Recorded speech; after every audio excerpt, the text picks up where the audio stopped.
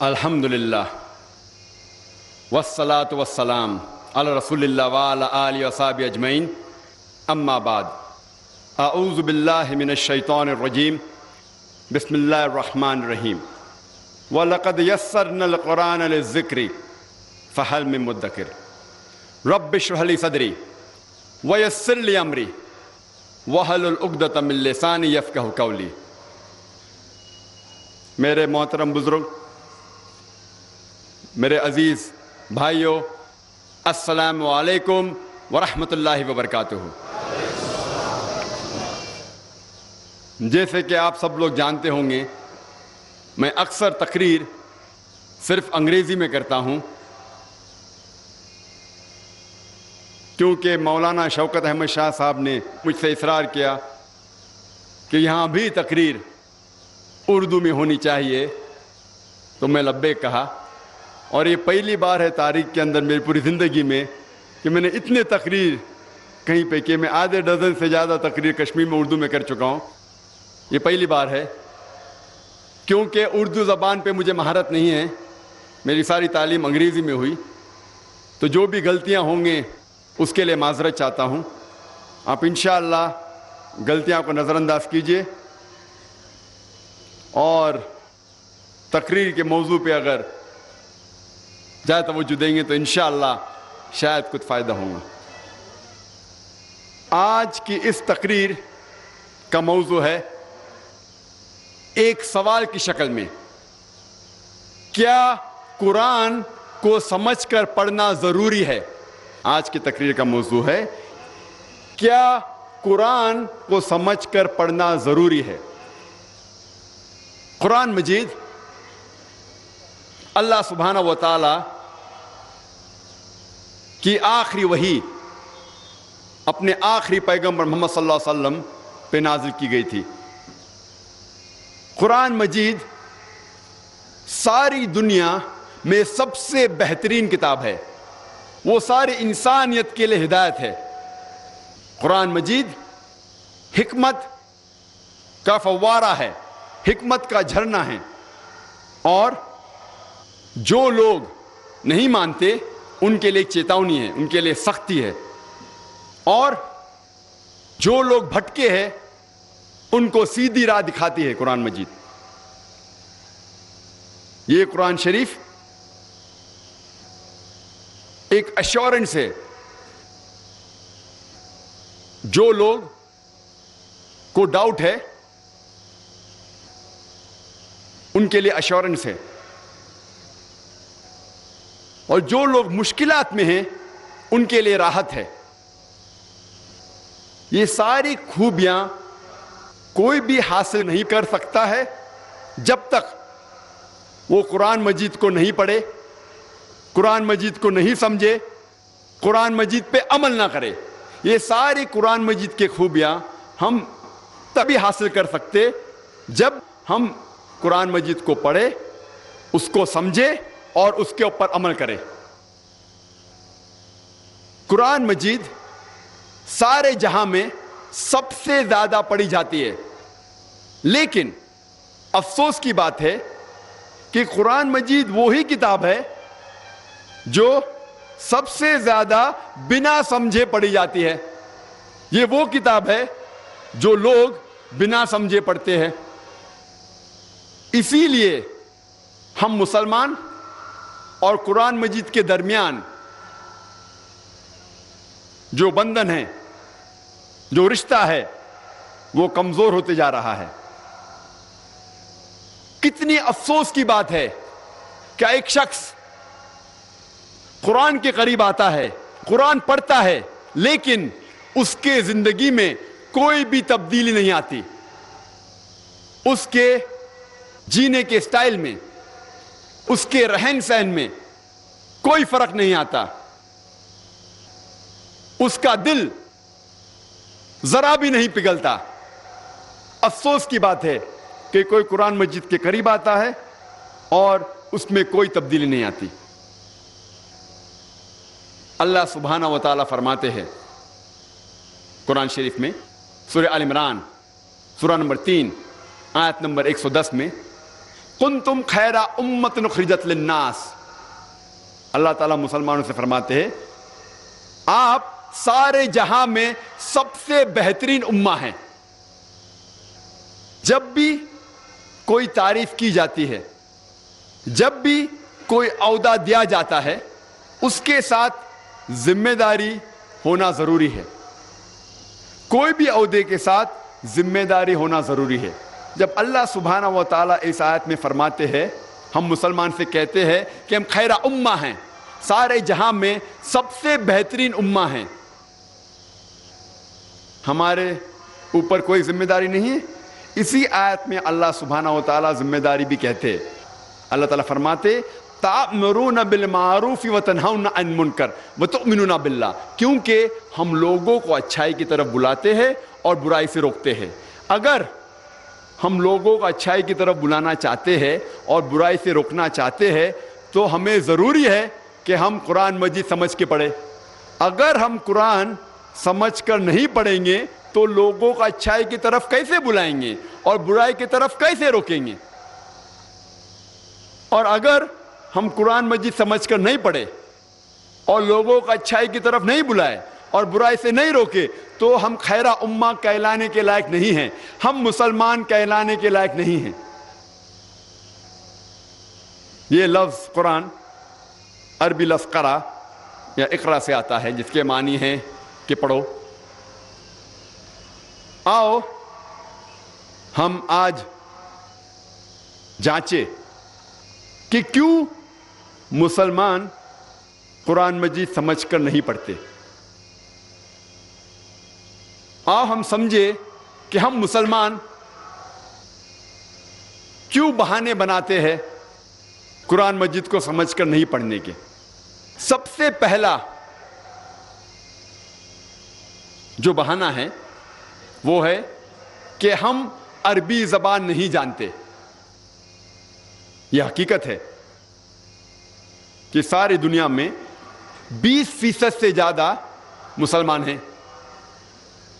سارے دنیا میں 125 کروڑ سے زیادہ مسلمان ہیں، لیکن لگ بھگ صرف 15% مسلمان عرب ہیں جن کی مادری زبان عربی ہے. اور عرب مسلمان کے علاوہ چند مسلمان عربی زبان جانتے ہیں. اس کے معنی 80% سے زیادہ مسلمان عربی زبان نہیں سمجھتے. جب بھی کوئی بچہ پیدا ہوتا ہے، ماں کے پیٹ کے باہر نکلتا ہے، ماں کے پیٹ میں سے نکلتا ہے، وہ کوئی بھی زبان نہیں جانتا.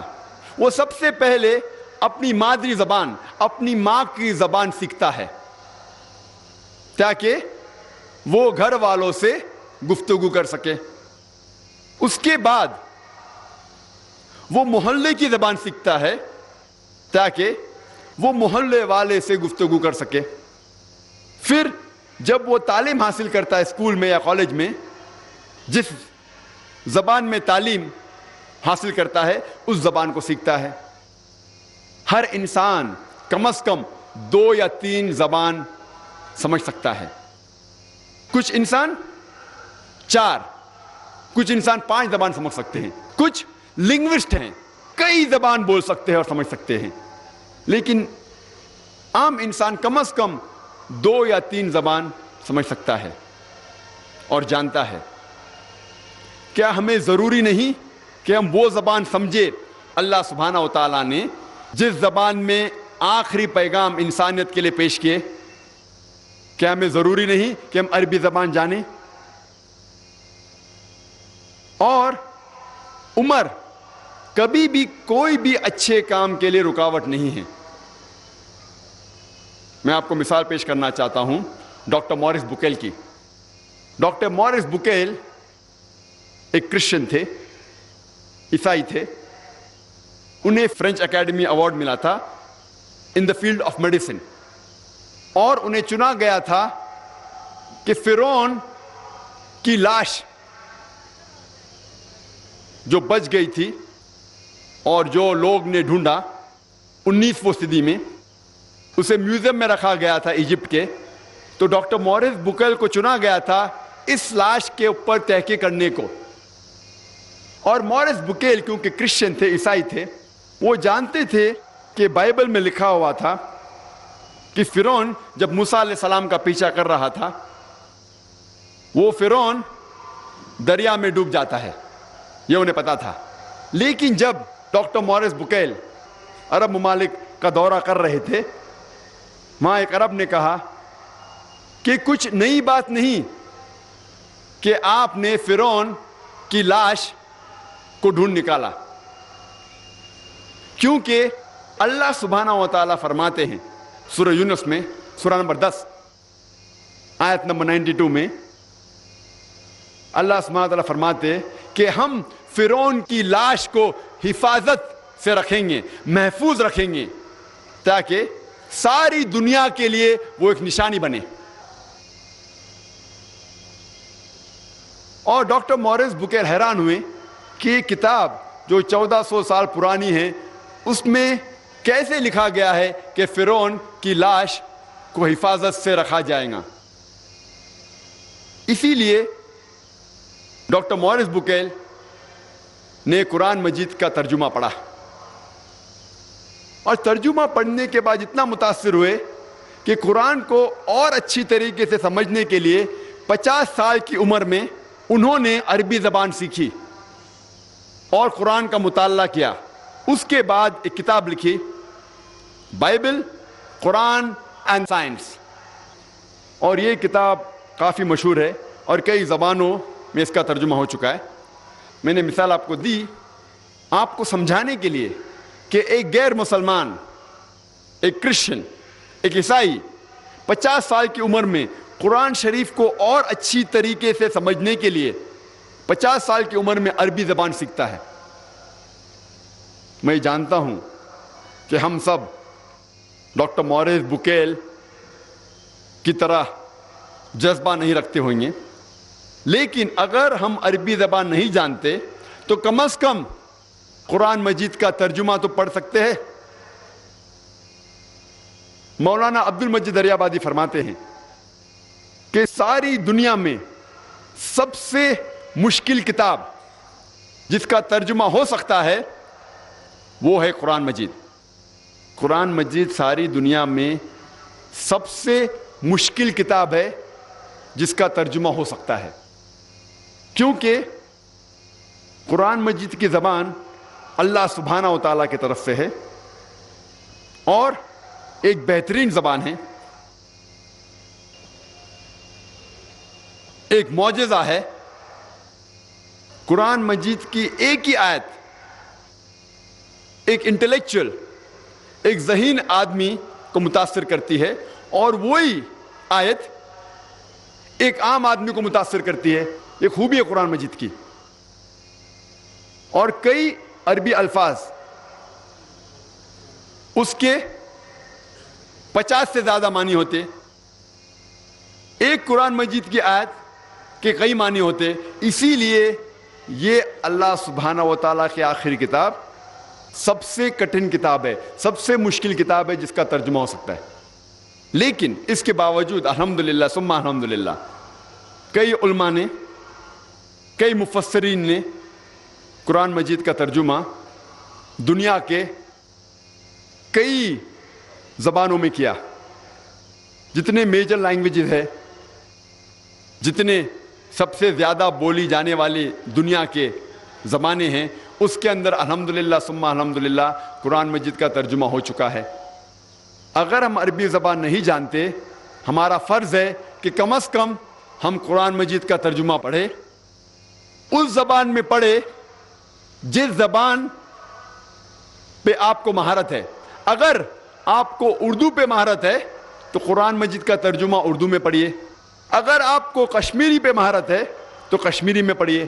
اگر آپ کو انگریزی پہ مہارت ہے تو انگریزی میں پڑھیے.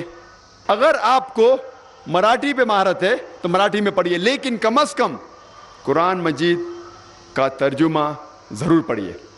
ہم مسلمان اکثر بہانے بناتے ہیں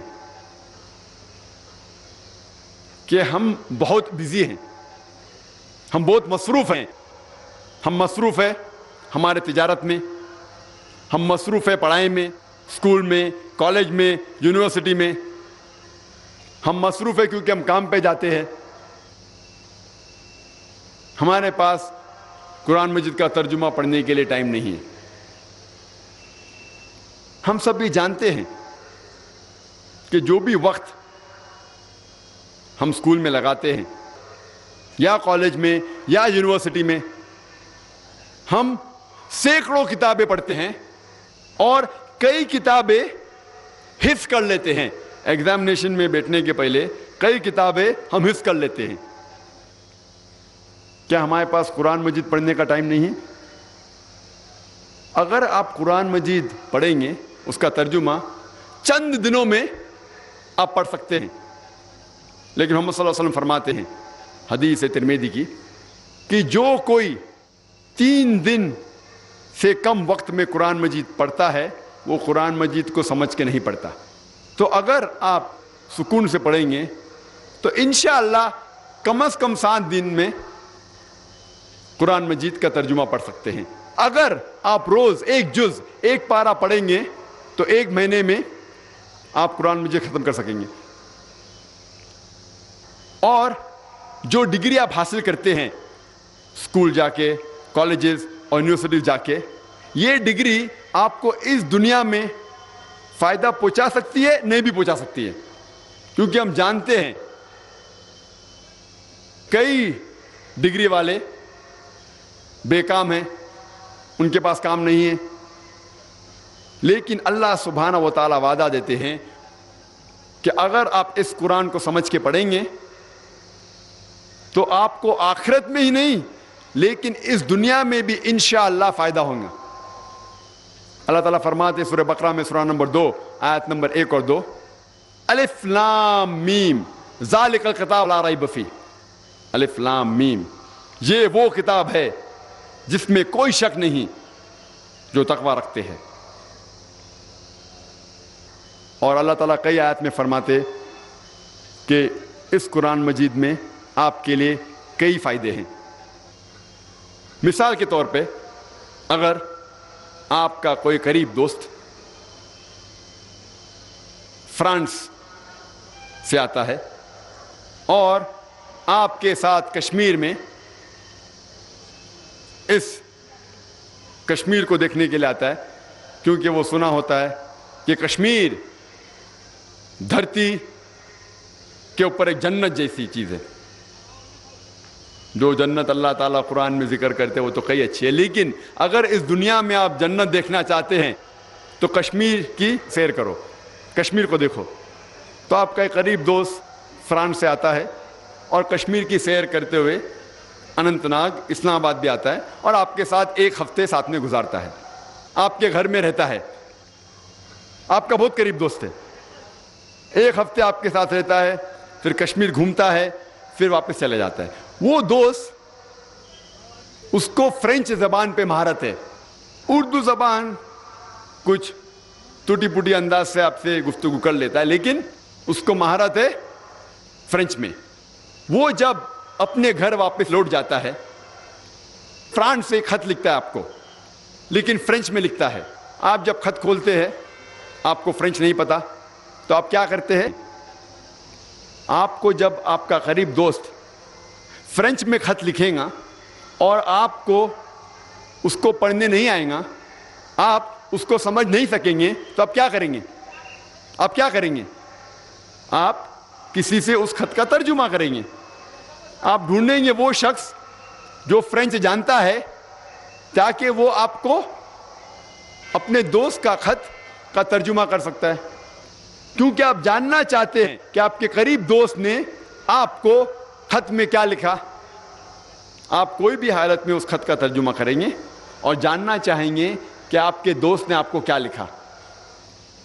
کیا آپ کا فرض نہیں ہوتا کہ آپ جاننا چاہیں گے آپ کے خالق، آپ کے رب اللہ سبحانہ و تعالیٰ نے اپنے آخری پیغام قرآن مجید میں کیا لکھا ہے آپ کے لیے؟ آپ جب اپنے دوست کا خط ترجمہ کرنے کے لیے محنت کریں گے، کیا آپ کا فرض نہیں بنتا کہ آپ جانیں آپ کے خالق, آپ کے رب, آپ کے اللہ سبحانہ و تعالیٰ نے آپ کے لیے کیا پیغام لکھا. ہمیں قرآن شریف کا ترجمہ کرنے کی ضرورت نہیں. الحمدللہ ثم الحمدللہ قرآن مجید کا ترجمہ ہو چکا ہے. آپ کو صرف ہدیہ پہ مارکیٹ میں جا کے لینا ہوگا. اور ساری جتنی اہم زبان ہیں ساری دنیا میں, الحمدللہ ان زبانوں میں قرآن مجید کا ترجمہ ہو چکا ہے.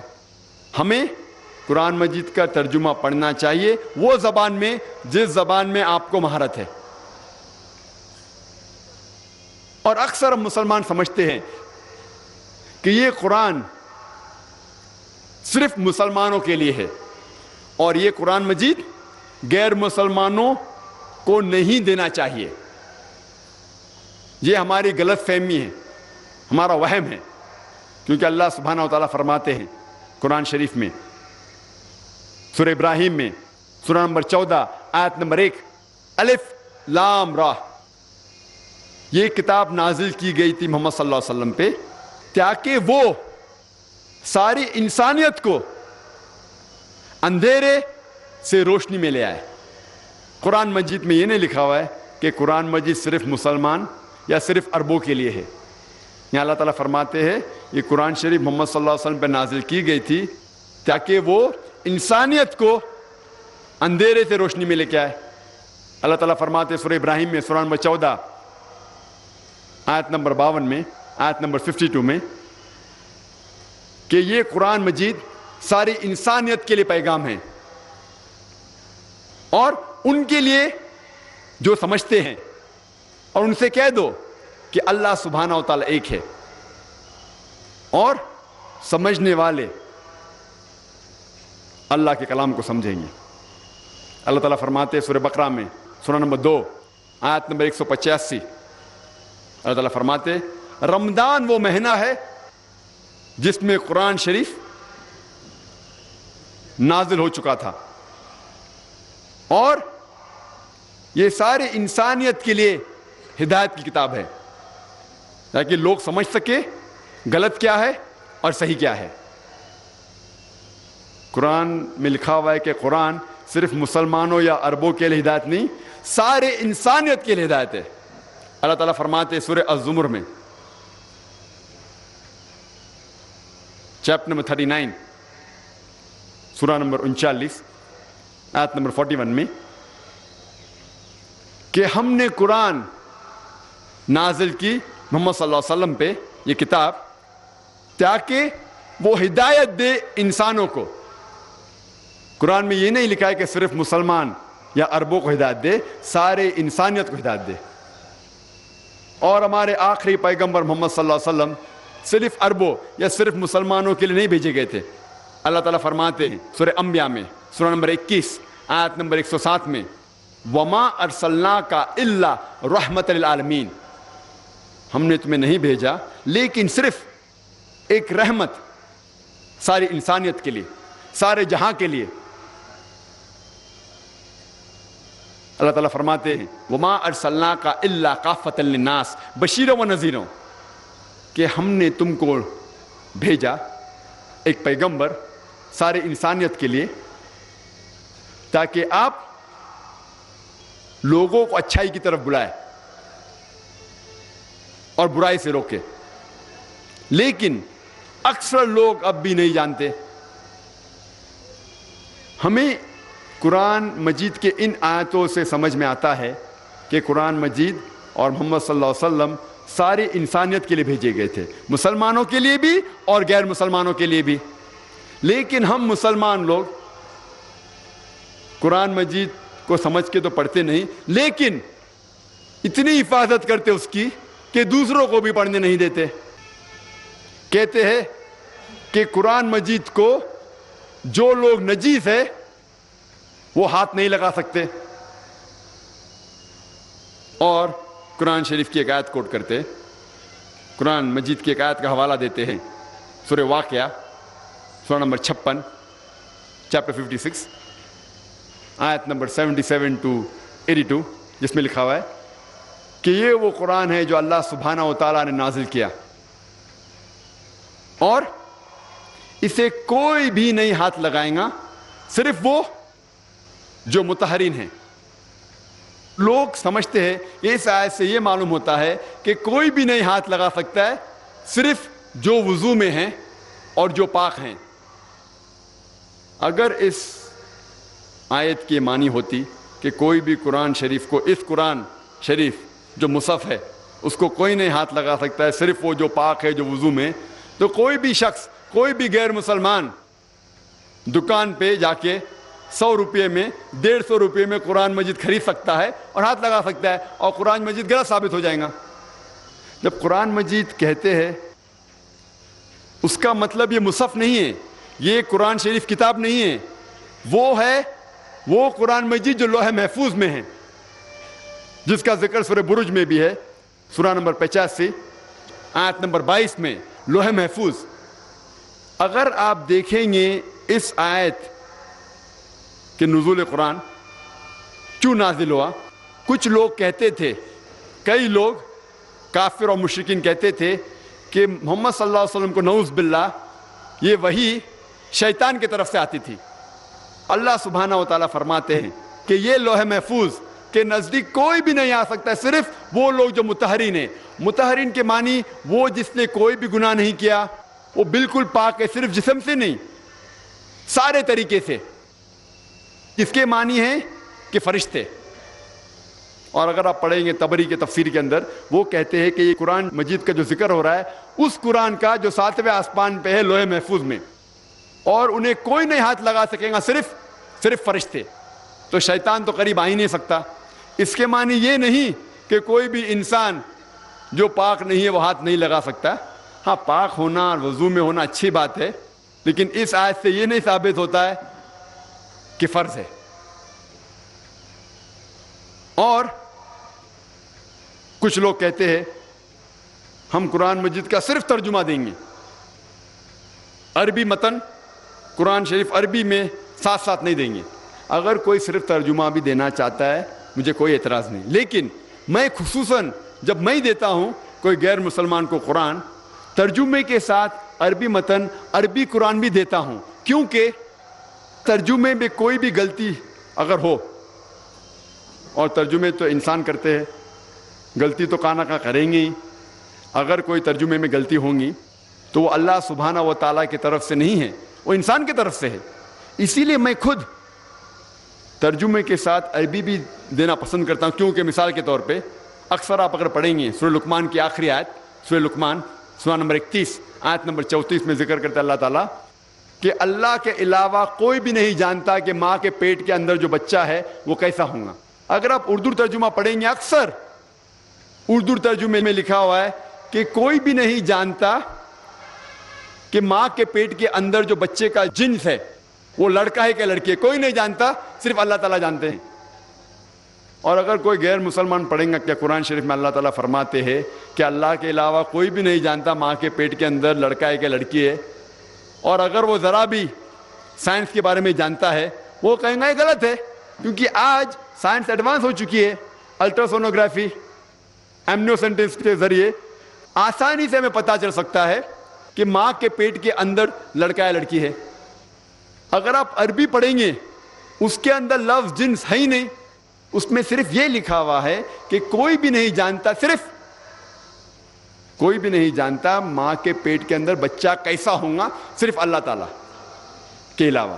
کیسا ہوگا کہ مانی وہ ماں کے پیٹ کے باہر نکلنے کے بعد اچھا ہوگا یا برا ہوگا، معاشرے کے لیے فائدہ مند ہوگا یا نقصان دار، وہ آخرت میں جنت جائے گا یا جہنم جائے گا، کوئی بھی نہیں جانتا۔ اور سارے ڈاکٹر سارے مشین بھی اکٹھا کریں گے تو کوئی بھی یہ نہیں کہہ سکے گا کہ وہ لڑکا وہ بچہ جنت میں جائیں گا جہنم میں جائیں گا۔ تو اس میں غلطی ہے ترجمے کرنے والے کی۔ تو اسی لیے میں خصوصاً چاہتا ہوں کہ جب بھی ترجمہ دے غیر مسلمان کو تو عربی کے ساتھ دے، تو ہم کہہ سکتے ہیں کہ عربی کے اندر یہ غلطی نہیں ہے، یہ ترجمہ کرنے والے کی غلطی ہے۔ اور جو لوگ کہتے ہیں کہ اگر آپ عربی قرآن غیر مسلمان کو دیں گے اور آپ کو سزا ملیں گی، تو میں کہتا ہوں کوئی حرج نہیں۔ اگر اللہ تعالیٰ مجھے ذمہ دار ٹھہرائیں گے عربی قرآن کوئی غیر مسلمان کو دینے کے لیے، تو میں میرے آخری رسول محمد صلی اللہ علیہ وسلم کے ساتھ ہوں گا، کیونکہ محمد صلی اللہ علیہ وسلم کی سیرت سے میں یہ معلوم ہوتا ہے کہ محمد صلی اللہ علیہ وسلم نے غیر مسلمان بادشاہوں کو خط لکھوائے، صحابہ سے کہا کہ خط لکھو، اور اس خط میں قرآن کے آیت بھی لکھوائے۔ کئی بادشاہوں کو لکھا، یمن کے بادشاہ، مصر کے بادشاہ، ایمپر ہرکولس، کئی بادشاہوں کو لکھا کہ آپ اسلام قبول کرو، اور اس خط کے اندر صحاباؤں کے ذریعے قرآن کی آیت بھی لکھی، اور کئی بادشاہوں نے الحمدللہ اسلام قبول کیا، کئی بادشاہوں نے خط کو پھاڑ دیا اور پیر کے نیچے مسلا۔ ایسا ایک خط موجود ہے کوپٹا کی میوزیم میں، جس کے اندر اللہ کے رسول سورہ عمران سورہ نمبر 3 آیت نمبر 64 لکھواتے ہیں، جس میں ذکر ہے کل یا اہل الکتاب، کہو اہل کتاب سے، تعالوا الی کلمۃ سواء بین و بینکم، آؤ اس بات کی طرف جو آپ اور ہم میں یکساں ہے۔ سب سے پہلی بات ہے اللہ نعبد الا اللہ، کہ اللہ سبحانہ و تعالیٰ ایک ہے، ولا نشرک بہ شیئا، اللہ کے ساتھ کسی کو شریک نہ کرے، ولا نشرک بہ شیئا ولا یتخذ بعضنا بعضا اربابا من دون اللہ، ہم آپ اور ہم میں سے اللہ کے علاوہ کسی کو رب نہ بنائیں۔ فَإِن تَوَلَّوْا فَقُولُوا اشْهَدُوا بِأَنَّا مُسْلِمُونَ، اگر وہ پھر بھی نہیں مانے تو آپ شہادت دو کہ ہم مسلم ہیں۔ یہ قرآن مجید کی آیت سورہ عمران سورہ نمبر 3 آیت نمبر 64 میں ہمیں ایک طریقہ دکھاتا ہے کس طریقے سے غیر مسلمانوں سے گفتگو کرنا چاہیے، بات چیت کرنا چاہیے، کس طریقے سے دعوت دینا چاہیے۔ اگر اللہ سبحانہ و تعالیٰ مجھے ذمہ دار ٹھہرائیں گے تو میں محمد صلی اللہ علیہ وسلم کے ساتھ ہوں گا۔ اور میں آپ سے ایک سوال پوچھنا چاہتا ہوں، آج دنیا میں لگ بھگ 1.5 کروڑ عرب ہیں جو کرسچن ہیں، کاپٹک کرسچن ہیں، 1.5 کروڑ، 150 لاکھ لگ بھگ عرب ہے جو کرسچن ہیں، عیسائی ہیں، جنم سے عیسائی ہیں، سینکڑوں سالوں سے عیسائی ہے۔ میں آپ سے یہ پوچھنا چاہتا ہوں، یہ عرب عیسائی کو آپ کون سا ترجمہ دیں گے؟ قرآن مجید کا کون سا ترجمہ دیں گے؟ عربی زبان تو ان کی مادری زبان ہے، آپ قرآن مجید کا پھر سے عربی میں ترجمہ کریں گے؟ آپ اصل نسخہ دیں گے، قرآن مجید کا اصل نسخہ دیں گے عربی میں؟ اسی لیے میں کہتا ہوں کہ ہمارا فرض ہے کہ ہم قرآن مجید پڑھیں، سمجھے، عمل کرے اور باقی لوگوں کو قرآن کا پیغام پھیلائے۔ اکثر کئی مسلمان کہتے ہیں یہ قرآن مجید صرف عالم لوگ، صرف عالم علماء قرآن شریف کو سمجھ کے پڑھنا چاہیے۔ یہ قرآن مجید ایسی کٹن کتاب ہے، ایسی مشکل کتاب ہے کہ صرف عالم لوگ سمجھ سکتے ہیں، عام آدمی اسے نہیں سمجھ سکتا۔ کئی مسلمان کہتے ہیں کہ قرآن مجید کو سمجھنے کا کام صرف علماء کا ہے، صرف عالموں کا ہے، عام آدمی نہیں سمجھ سکتا۔ میں نے تقریر ایک قرآن مجید کی آیت سے کی جو کم از کم ایک ہی سورے میں اللہ سبحانہ و تعالی 4 دفعہ دہراتے ہیں۔ اللہ تعالیٰ فرماتے سورہ قمر میں، سورہ نمبر 54، سورہ نمبر 54، اللہ تعالیٰ فرماتے آیت نمبر 17 میں، آیت نمبر 22 میں، آیت نمبر 32 میں اور آیت نمبر 40 میں، وَلَقَدْ يَسَّرْنَا الْقُرْآنَ لِلذِّكْرِ فَهَلْ مِن مُدَّكِرٍ، ہم نے قرآن آپ کے لیے آسان بنایا، آپ سمجھ سکے اسے، آپ اسے یاد رکھ سکے۔ وَلَقَدْ يَسَّرْنَا الْقُرْآنَ لِلذِّكْرِ فَهَلْ مِن مُدَّكِرٍ، ہم نے یہ قرآن مجید آپ کو سمجھنے کے لیے آسان بنایا۔ آپ میں سے کون شخص اس کی بات نہیں مانیں گے؟ جب اللہ سبحانہ و تعالیٰ کئی آیتوں میں فرماتے ہیں کہ ہم نے قرآن آپ کو سمجھنے کے لیے آسان بنایا، آپ اللہ تعالیٰ کی بات مانیں گے یا وہ مسلمان کی جو کہتے صرف علماء کے لیے ہے؟ اور اللہ سبحانہ و تعالیٰ کئی آیات میں فرماتے، سورہ بقرہ میں بھی، لعلکم تعقلون، پھر آپ نہیں سمجھو گے؟ یعنی اللہ تعالیٰ چاہتا ہے کہ آپ قرآن مجید سمجھ کے پڑھو، لیکن اللہ سبحانہ و تعالیٰ اس کے ساتھ میں یہ بھی فرماتے ہیں سورہ نحل میں سورہ نمبر 16 آیت نمبر 43 میں، اور سورہ انبیاء سورہ نمبر 21 آیت نمبر 7 میں اللہ تعالیٰ فرماتے فَاسْأَلُوا أَهْلَ الذِّكْرِ إِن كُنتُمْ لَا تَعْلَمُونَ، اگر آپ نہیں کچھ چیز کو سمجھتے ہیں تو ان سے پوچھئے جس کے پاس علم ہے۔ اگر آپ قرآن مجید کا ترجمہ پڑھ رہے ہیں اور چند آیت آپ کو نہیں سمجھ میں آتی تو اللہ تعالیٰ فرماتے ہیں فَاسْأَلُوا أَهْلَ الذِّكْرِ إِن كُنتُمْ لَا تَعْلَمُونَ، اگر آپ کو نہیں سمجھ میں آتا ہے تو ان سے پوچھئے جن کے پاس علم ہے۔ اگر آپ قرآن مجید کی آیت پڑھتے ہیں جس کے اندر سائنس کا ذکر ہے، آپ کس سے پوچھیں گے؟ آپ اگر قرآن مجید کی آیت پڑھتے ہیں جس میں ذکر ہے سائنس کے بارے میں، آپ کس سے پوچھیں گے؟ حجام سے پوچھیں گے؟ موچی سے پوچھیں گے؟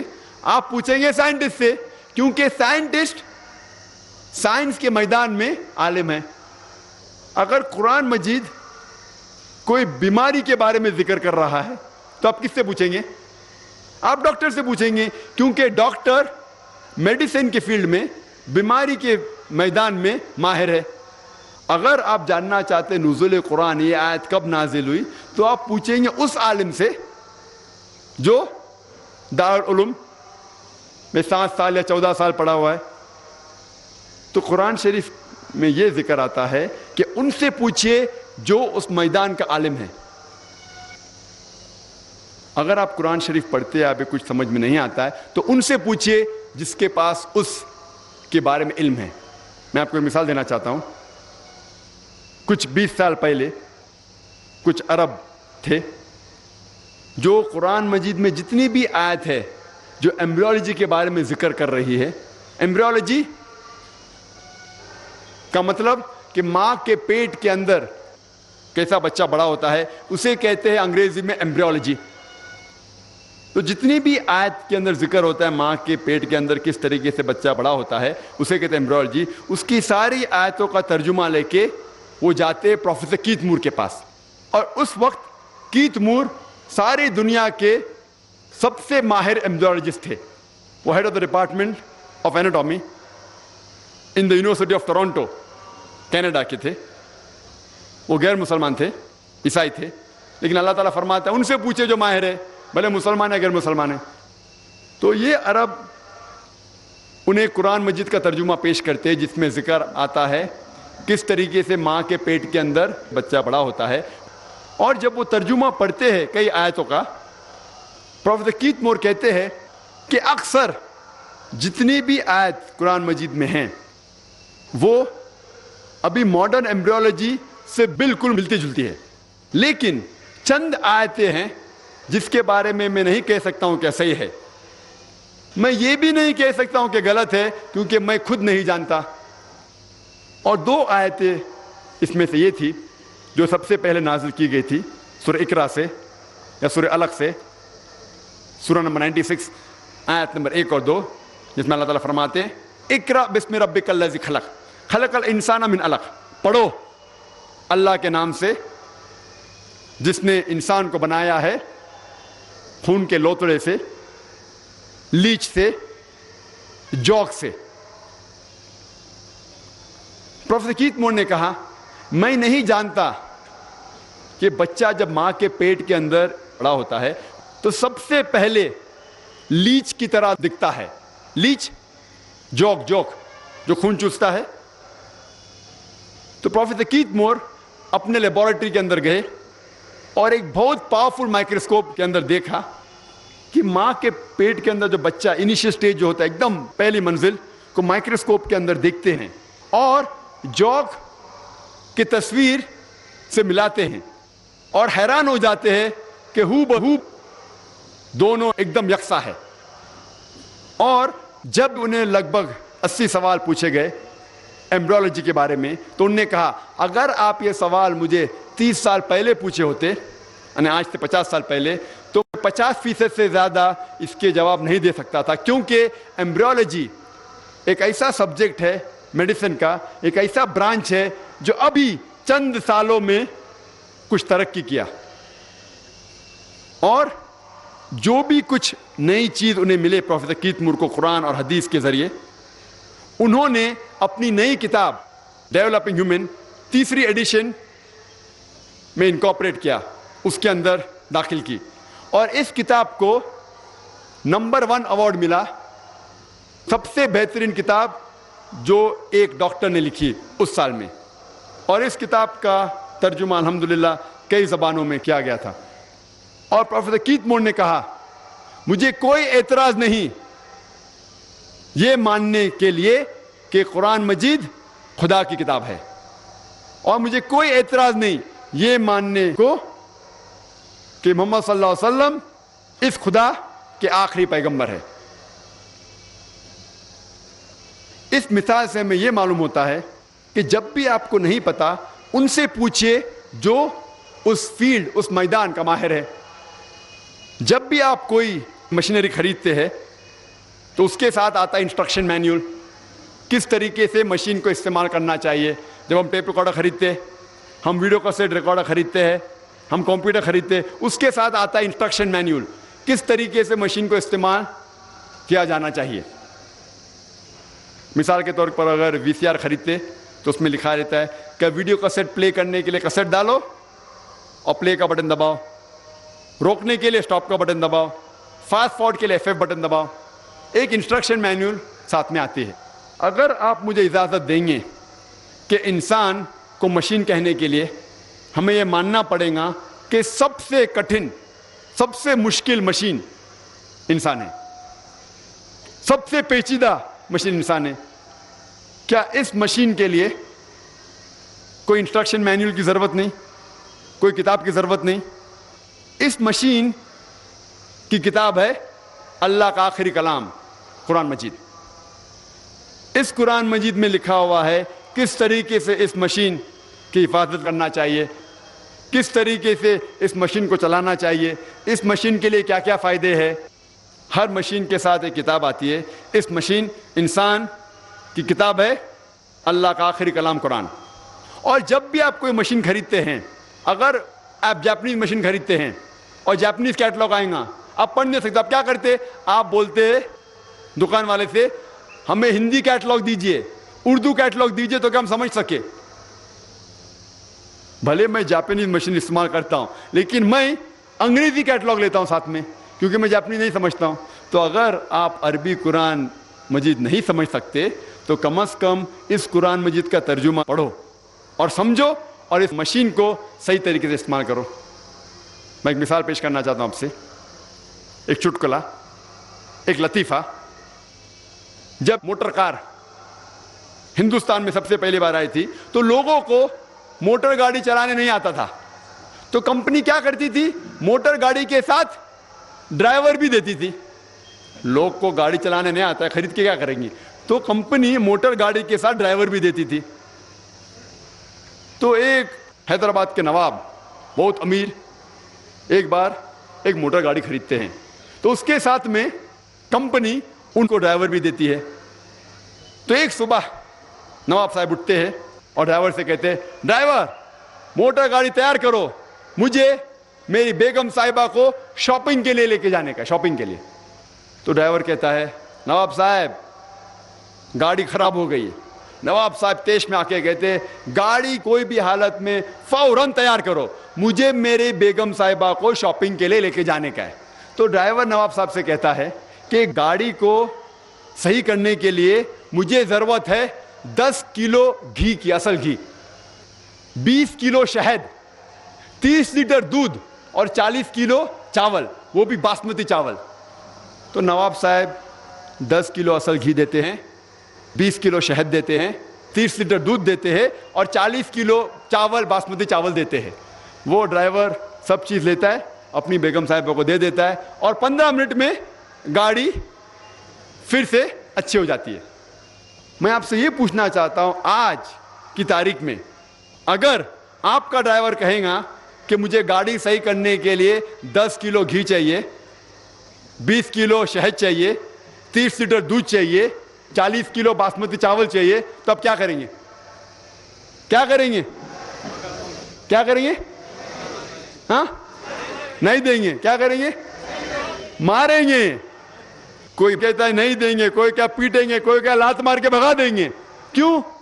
بھلے ہم گاڑی ریپیئر کرنا نہیں جانتے, لیکن کم از کم اتنا تو جانتے کہ گاڑی دودھ سے نہیں چلتی, چاول سے نہیں چلتی, گاڑی شہد سے نہیں چلتی.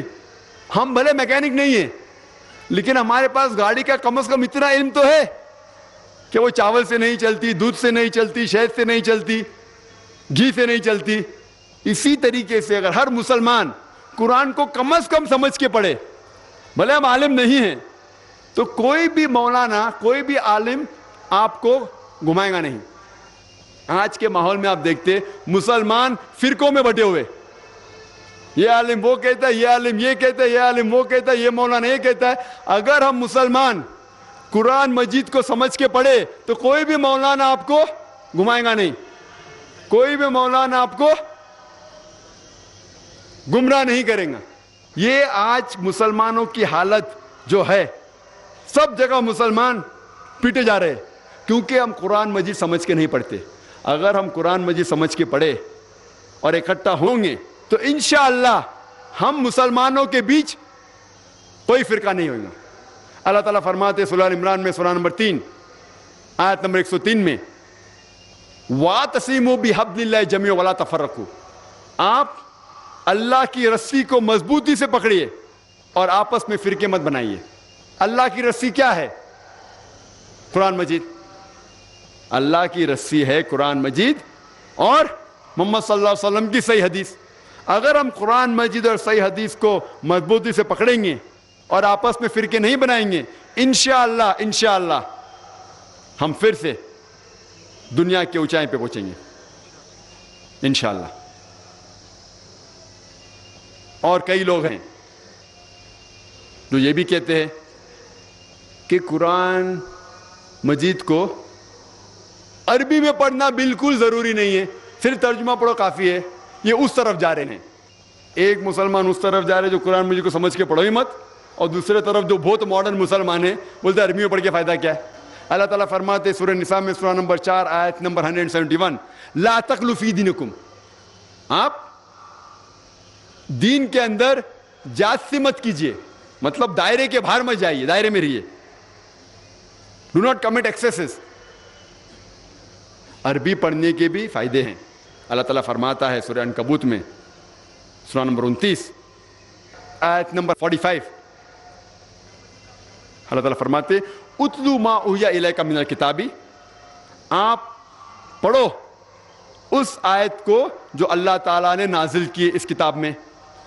یعنی پڑھنا بھی عربی میں آپ کو فائدے پہنچائیں گا. اللہ کے نبی محمد صلی اللہ علیہ وسلم فرماتے ہیں حدیث ترمذی کی حدیث نمبر 1003, جہاں اللہ کے رسول فرماتے ہیں کہ جو کوئی ایک حرف قرآن شریف کا پڑھتا ہے اسے 10 ثواب ہے. اللہ ایک حرف نہیں, الف ایک حرف ہے, لام ایک حرف ہے, ہاں ایک حرف ہے. اگر آپ اللہ کہیں گے تو آپ کو 30 ثواب ملیں گا. عربی قرآن پڑھنے کے بھی ثواب ہے, لیکن یہ 10 ثواب ہم اتنے غلطیاں کرتے ہیں, ہر روز اتنے گناہ کرتے ہیں کہ 10 ثواب کافی ہے ہمیں جنت لے کے جانے کے لیے؟ یہ 10 ثواب کافی ہے؟ ہمیں اور ثواب چاہیے. اگر آپ قرآن شریف پڑھیں گے اور سمجھیں گے اور عمل کریں گے تو سینکڑوں گنا زیادہ ثواب ملیں گے آپ پہ. حدیث میں آتا ہے ابن ماجہ کی چیپٹر نمبر 16 حدیث نمبر 219, جو اللہ کے رسول کہتے ہیں یا ابو در, تم اگر ایک آیت کو سمجھو گے وہ 100 رکعت نفل سے بہتر ہے. اللہ کے رسول فرماتے یا ابو در تم اگر ایک قرآن کی آیت کو سمجھو گے وہ 100 رکعت صلاح نوافل صلاح سے بہتر ہے. اور ایک رکعت میں کم از کم سورہ فاتحہ تو پڑھنا چاہیے آپ کو, کم از کم 7 آیتیں ہیں. 100 رکعت میں کم از کم 700 آیتیں ہیں. تو اللہ کے رسول فرماتے ایک آیت کو سمجھ کے پڑھنا, سمجھنا 700 آیت کی تلاوت کرنے سے بہتر ہے. یعنی سمجھنا 700 گنا صرف تلاوت سے بہتر ہے, اللہ کے رسول فرماتے. ابن ماجہ میں, اور یہ صحیح حدیث ہے. ہم لوگ سے پوچھتے ہیں قرآن شریف کیوں نازل کیا گیا, تو لوگ کہتے جب اوپننگ سرمنی ہوتی نا, اوپننگ سرمنی آفس کی, تو قرآن شریف پڑھنے کا. جب گھر کا افتتاح ہوتے تو قرآن شریف پڑھنے کا. جب کوئی مر گیا تو قرآن خوانی کرتے. تو قرآن شریف نازل کیا گیا تھا قرآن خوانی کے لیے. اور لوگ کرتے ختم قرآن, ختم قرآن 1 2 3 ختم قرآن کے رمضان میں 3 بار 4 بار 10 بار. الحمدللہ آپ کو ثواب ملے گا, انشاءاللہ ملے گا. لیکن اگر آپ رمضان میں 2 بار ختم قرآن کرتے ہیں, میری یہ رائے رہیں گی کہ 1 بار عربی میں پڑھو اور 1 بار ترجمہ پڑھو, وہ بہتر ہے. کم از کم سمجھ میں تو آئیں گا آپ کو.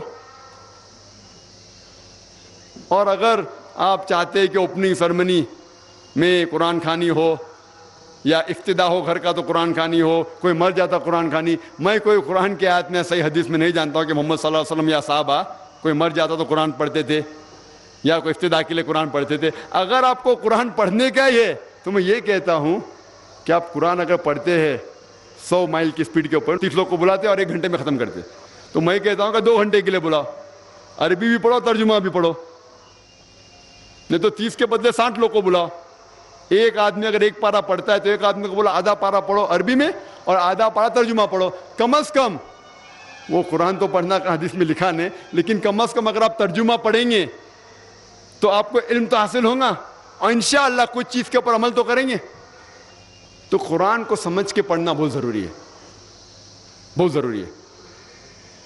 اور ایک مثال میں پیش کرتا ہوں کہ اگر آپ فرانس جاتے ہیں ایک ڈگری حاصل کرنے کے لیے, BSc کی ڈگری, آپ فرینچ نہیں جانتے, آپ کلاس اٹینڈ کرتے ہیں, کلاس اٹینڈ کرتے ٹیچر استاد آپ کو پی دیتا ہے, پریزنٹ بولتے ہیں حاضر ہے, حاضر ہے تو پی لکھتا ہے, present, P four present, English میں پریزنٹ. آپ پورا سال پریزنٹ رہتے, پی ملتا ہے آپ کو, آپ خوش ہے. جب ایگزامینیشن آتا ہے تو کوشچن پیپر, سوال کا جو پیپر ہوتا ہے وہ آپ کو فرینچ میں ملتا ہے, آپ کو فرینچ نہیں آتی, آپ کچھ سمجھ نہیں سکتے, لیکن ایگزامینیشن میں بھی آپ کو پریزنٹ ملتا ہے, پی. کیا آپ جواب دے سکیں گے پیپر کا؟ آپ کچھ سوال ہی نہیں سمجھے تو جواب کیا دیں گے؟ تو یہ پی جو ہے وہ پریزنٹ کے لیے, پاس کے لیے نہیں, آپ ایگزامینیشن میں فیل ہو جائیں گے. تو آپ صرف قرآن شریف عربی سے پڑھیں گے, آپ کو پی ملے گا, لیکن وہ پی پاس کے لیے نہیں ہے, پریزنٹ کے لیے, موجود, حاضر. ہمیں غلط فہمی ہے کہ ہم پڑھیں گے تو ہم جنت میں جائیں گے. صرف پڑھنا کافی نہیں ہے, پڑھ کے سمجھو اور قرآن مجید پہ عمل کرو تو انشاءاللہ آپ جنت میں جائیں گے. ہم کیا کرتے, الحمدللہ قرآن مجید کو عزت دیتے, اور اکثر ہم لوگ کیا کرتے, اتنی عزت دیتے کہ اس کا مقصد ہی فوت ہو جاتا ہے. ہم قرآن مجید کو ایک دم اوپر کے شیلف پہ, الماری کے سب سے اونچی جگہ پہ رکھتے ہیں, اتنا اونچا رکھتے ہیں کہ اگر پڑھنے کی چاہت ہو تو چڑھنا نکالنا 10 بار سوچیں گے. اور اس کے اوپر دھول آتی ہے, دھول لگی ہوتی ہے. جو کتاب ہم روز استعمال کرنا چاہتے وہ کتاب ایسے ہائٹ پہ رکھنا چاہیے, ایسے جگہ پہ رکھنا چاہیے جو آسانی سے نکالی جا سکتی. قرآن شریف, قرآن مجید ہمارے لیے ایک ہدایت کی کتاب ہے, روز کی زندگی کے لیے ہدایت ہے. تو ایسے جگہ رکھو کہ فوراً اس کو حاصل کر سکے, پڑھ سکے. کچھ لوگ قرآن مجید کو کپڑے میں, مخمل کے کپڑے میں اتنا ٹائٹ باندھ کے رکھتے ہیں کہ جب پڑھنے کا شوق ہوا تو بولیں گے ارے کھولنے کے لیے 5 منٹ, باندھنے کے لیے 10 منٹ, میرے پاس تو صرف 10 منٹ ہے, جان دو نہیں پڑھوں گا. عزت دینا چاہیے, الحمدللہ اچھی بات ہے, لیکن صرف اوپر کی عزت اور دل میں عزت نہیں, کوئی فائدہ نہیں. ہم قرآن مجید کو ہاتھ لگانے کے پہلے 1000 چیز سوچتے, جیسا کہ وہ RDX بم میں پھٹ جائیں گا. کہ ہم قرآن مجید کو میں جوتا پہنا ہوں ہاتھ لگا سکتا ہوں کیا نہیں, میری وضو نہیں ہاتھ لگا سکتا ہوں کیا نہیں, میں کھڑا ہوں تو پڑھ سکتا ہوں کیا نہیں, میں گاڑی میں سفر کر رہا ہوں قرآن شریف پڑھ سکتا ہوں کیا نہیں, میں آفس میں پڑھ سکتا ہوں کیا نہیں. قرآن میں کہاں نہیں لکھا کہ کھڑے ہو کے مت پڑھو, جوتے پہن کے مت پڑھو, آفس میں مت پڑھو, سفر کرے تو مت پڑھو. یہ ہمارے غلط فہمیاں ہیں. قرآن شریف ایسی کتاب ہے جو روز آپ پڑھنا چاہیے.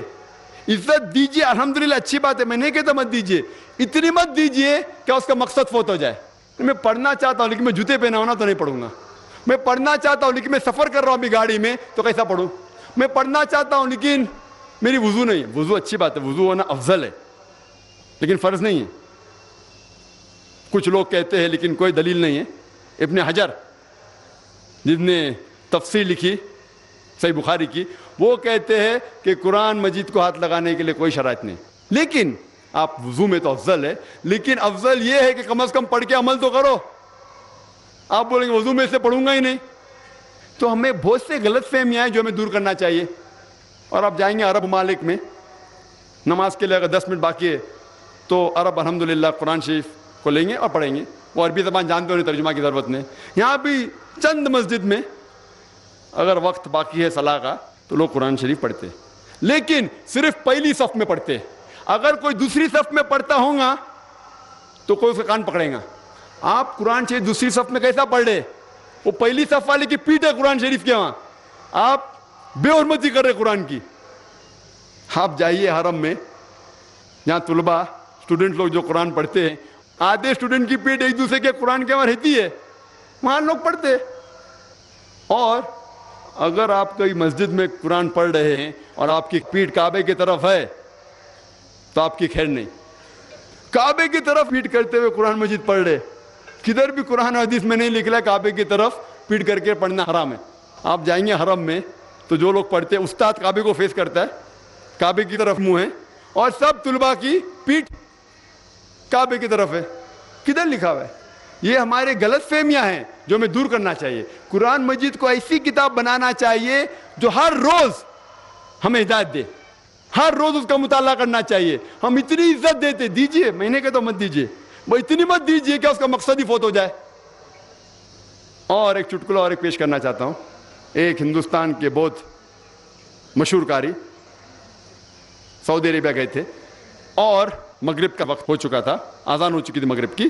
تو وہاں کے عرب لوگ نے بولا ہندوستان کے قاری ماشاءاللہ اتنے اچھے, انہیں کہا کہ آپ امامت کرو. تو ہندوستان کے قاری امامت کے, مغرب کی صلاح اچھی قرات پڑی الحمدللہ, مغرب کی صلاح ہو گئی. ایک عرب قاری صاحب کو دیکھ کے مسکرایا. تو قاری صاحب نے ان سے پوچھا کیا آپ کو میری قرات پسند نہیں ہے؟ تو عرب نے کہا آپ کی قرات تو ماشاءاللہ بہت اچھی تھی, لیکن میں سوچ رہا تھا کہ مغرب صلاح میں آپ نے یوسف علیہ السلام کو کنویں میں ڈالا لیکن صلاح کے پہلے باہر کیوں نہیں نکالا؟ جو لوگ قرآن شریف ترجمے سے پڑھ چکے ہیں وہ جانیں گے کہ کیا چٹکلا ہے. سورہ یوسف میں لکھا ہے, آپ جانتے ہیں کہ سورہ یوسف کے اندر یوسف علیہ السلام کے بھائی انہیں کنویں میں ڈالتے ہیں اور ایک کارواں آتا ہے اور اسے کنویں کے باہر نکالتا ہے. یہ سارا ذکر قرآن شریف میں سورہ یوسف میں. تو قاری صاحب نے سورہ یوسف کی تلاوت کی ہے, یوسف علیہ السلام کو کنویں میں ڈالے لیکن صلاح ختم ہونے کے پہلے کم از کم باہر تو نکال لینا تھا. کنویں میں ڈالتے لیکن باہر نکال لینا, صلاح ختم ہو گئی.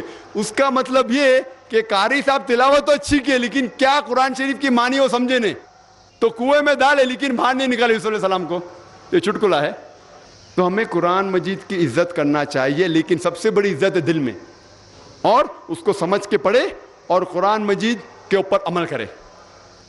اور اللہ تعالیٰ فرماتے ہیں قرآن شریف میں سورہ محمد میں سورہ نمبر 47 آیت نمبر 24 میں, آپ کیا قرآن کو نہیں سمجھتے؟ کیا آپ کا دل اتنا سخت ہے, آپ کے دل پہ تالے لگ گئے؟ اللہ تعالیٰ فرماتے ہیں کہ آپ قرآن کو نہیں سمجھتے, آپ کے دل پہ کیا تالے لگ گئے؟ اللہ تعالیٰ فرماتے ہیں سورہ بقرہ میں سورہ نمبر 2 آیت نمبر 159 میں کہ اللہ سبحانہ و تعالیٰ جب اپنی آیتیں نازل کرتے ہیں اور عام کرتے ہیں, اور آپ اگر ان آیتوں کو لوگوں سے چھپاتے ہیں تو اللہ تعالیٰ کی لعنت ہے. اللہ تعالیٰ فرماتے ہیں سورہ فرقان میں سورہ نمبر 25 آیت نمبر 30 میں محمد صلی اللہ علیہ وسلم فرماتے اللہ تعالیٰ سے کہ یا اللہ یہ میری امہ ہے جس نے قرآن کے ساتھ کھلواڑ کیا. محمد صلی اللہ علیہ وسلم شہادت دیتے ہیں کہ یہ میری امہ ہے جو قرآن شریف کے ساتھ کھلواڑ کیے. تو ہمارا فرض ہے کہ ہم قرآن مجید کو پڑھیں اور سمجھیں. اور قرآن مجید پڑھنے کے دو طریقے ہوتے ہیں, ایک تذکر قرآن, ایک تدبر قرآن. تذکر قرآن مینس قرآن شریف کو پڑھنا اوپری طریقے سے, اور تدبر قرآن مینس قرآن مجید کے معنی کو گہرائی سے اور تدبر کرنا. اور ہمارا فرض ہے کہ ہم قرآن شریف کو پڑھیں. ہر مسلمان کے گھر میں قرآن مجید کا ترجمہ ہونا چاہیے. اگر آپ عربی زبان نہیں جانتے, سب سے بہترین کتاب جو آپ کس کو گفٹ دے سکے, تحفہ دے سکے, وہ ہے قرآن مجید. اگر آپ کسی گھر پہ جاتے نکاح کے اوپر یا کئی بھی فنکشن میں, سب سے بہترین کتاب ہے قرآن مجید. آپ اپنے بچے کو سب سے بہترین کتاب دے سکتے, وہ قرآن مجید. اور ہمیں چاہیے کہ ہر روز ہم گھر میں کم از کم 20 یا 25 منٹ گھر والوں کو لے کے قرآن مجید ترجمے سے پڑھے. آپ کی اور آپ کے گھر والوں کی زندگی انشاءاللہ بدل جائیں گی.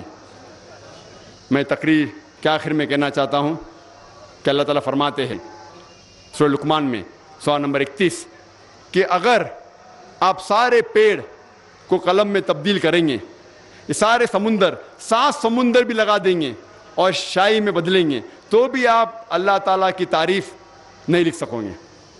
اللہ تعالیٰ فرماتے سورہ الحشر میں سورہ نمبر 59 آیت نمبر 24 میں, اگر یہ قرآن پہاڑ پہ نازل کیا جاتا تو پہاڑ ریزہ ریزہ ہو جاتا, ٹکڑے ٹکڑے ہو کے گر جاتا.